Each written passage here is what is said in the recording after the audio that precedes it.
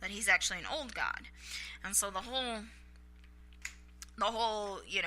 con that Loki and Odin are running is that Odin will rally the old gods to have this epic battle, and Loki, before the battle, will throw out a spear, dedicating the battle to Odin, which will give Odin the power that he wants so that he can essentially resurrect or whatever.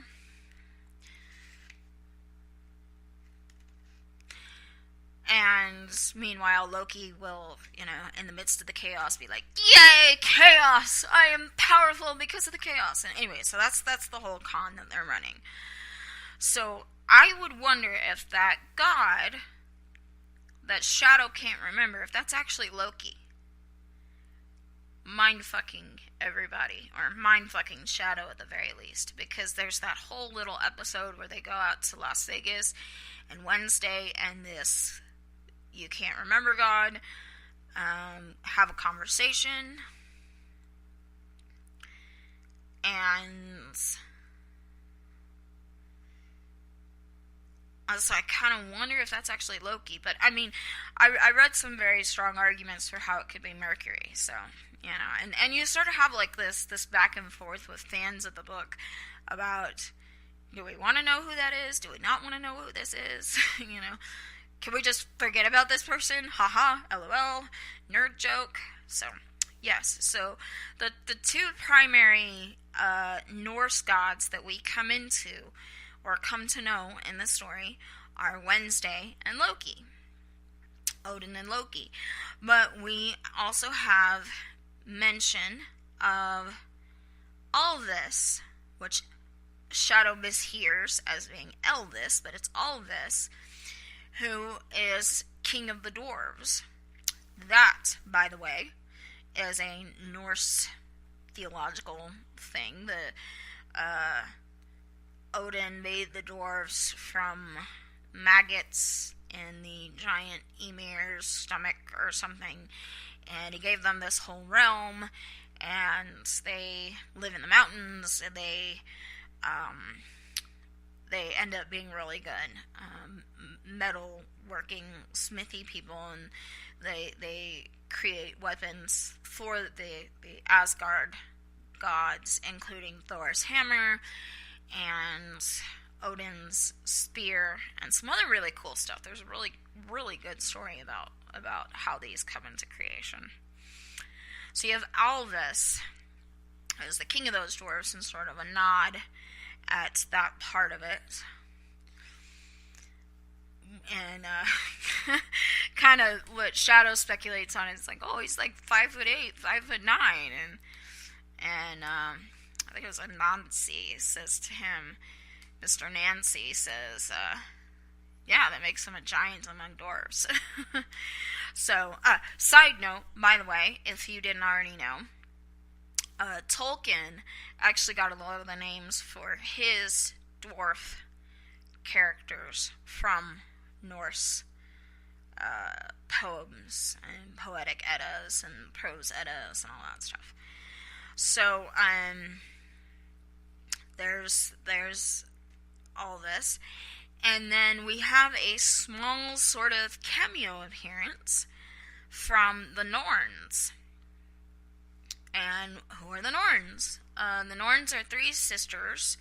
In the book, they're described as one being like a giantess, one being average human height, and one being like a little person. God only knows which one's which, but one is supposed to represent the future, one is supposed to represent the present, and one is supposed to represent the past. I would put forth that the giantess would be the one representing future, the average one would represent the present, and the short one would represent the past. But could be vice versa. I don't know. Anyway, so the Norns in Norse theology, they guard the Well of Erd, which the water is the water of time, which is not the same as the water of life. It's the water of time, and they use the water of time to take care of the world tree. The world tree being the big fuck-off tree that essentially all of existence grows up around, I guess, because, you climb the tree.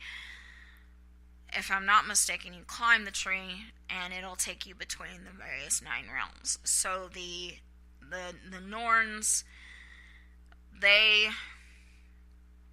guard the tree, and they can see the past, the present, and the future, and and they determine everybody's fate, sort of thing. And I think it's worth noting here that you have what is it in Greek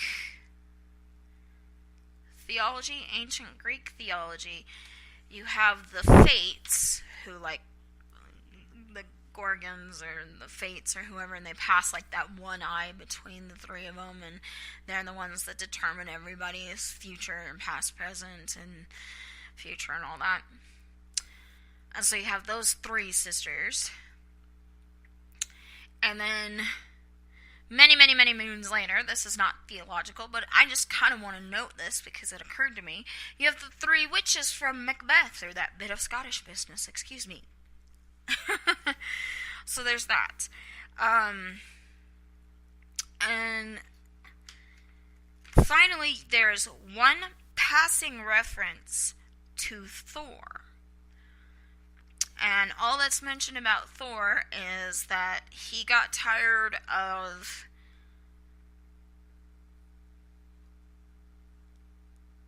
getting by on nothing at all, really, and ended up shooting himself and committing suicide. But then again, this is said in passing by Wednesday, so I would call it suspect at best. So,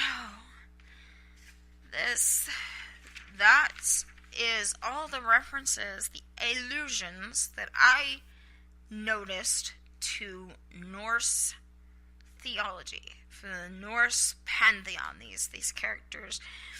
You have your 2 major characters, and then you kind of have these 2 little minor characters. And there you are. That's all I have to say about that. Oh, that's a really terrible way to end that. So, if you would like to follow me on social media, my username is purplebecca923. That is PURPLEBECCA 923. And you can find me with that username on Facebook and Twitter and Instagram and Snapchat. And on Twitter, and Instagram and Snapchat, I always follow back unless and until you get really inappropriate with me. In which case you get blocked and or reported.